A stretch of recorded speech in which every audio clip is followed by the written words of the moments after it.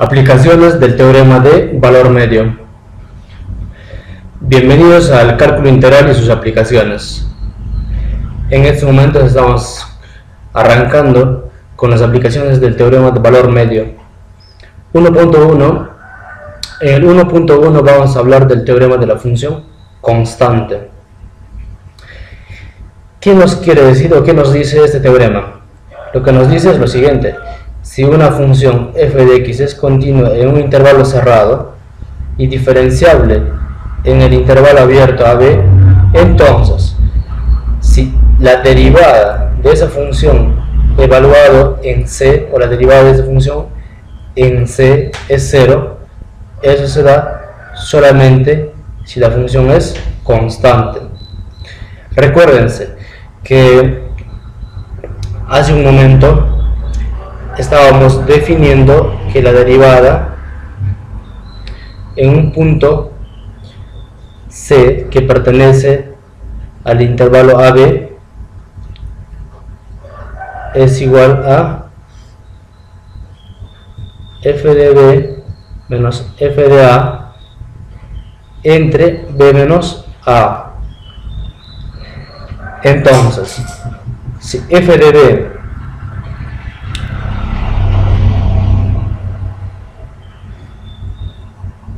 menos f de A es igual a 0, entonces eso quiere decir que la función es constante.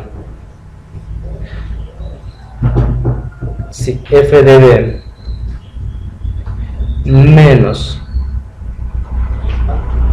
f de A nos da 0, eso quiere decir que la función f de x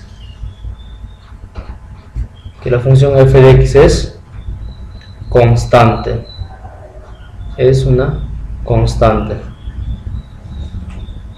Así es. Entonces, el teorema de la función constante nos dice que la derivada de una función es 0 si la función es constante. Vamos a poner unos ejemplos para poder entender de qué se trata este teorema, pero en el siguiente video. Entonces, ejemplos. Vamos a ver unos ejemplos para que puedas entender el concepto. Listo. Ahí está. Veamos unos ejemplos. El ejemplo número 1. Si f de x, o si la derivada de f de x es 0, entonces eso quiere decir que f de x es una constante. Listo. O de otra forma puede ser un ejemplo de esta manera: si la derivada de y es igual a 0, entonces eso quiere decir que y es una constante. Listo. Muy simple. Vamos a poner más ejemplos en la siguiente